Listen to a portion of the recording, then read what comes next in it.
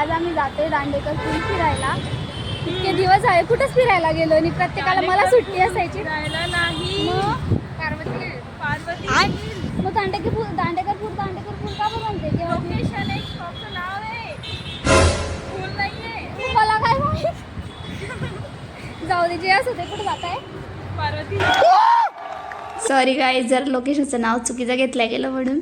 पण Uber book केली, मग लोकेशनचं नाव माहीत पडल्यावर मला लोकेशनला खूप सुंदर लोकेशन होतं. पण चढता चढता इतके पाय दुखून आले होते ना, खूप पायऱ्या होते तिथं. मेन म्हणजे आम्ही ना सनसेट बघायसाठी आलो होतो इथं. मी स्पेशली कधीच सनसेट बघायसाठी गेली नव्हती. तिथं बघा पेशवे म्युझियम होतं, पेशवे स्टॅच्यू होता, खूप सुंदर होतं तिथं. मग फायनली सनसेट बघितला आम्ही. खूप सुंदर वाटत होतं सनसेट बघताना. माझ्या फ्रेंडचा बड्डे होता, ती पण आली होती. तिचा बड्डे सेलिब्रेट करायचा होता आम्हाला. मग आम्ही गेलो केक शॉपला.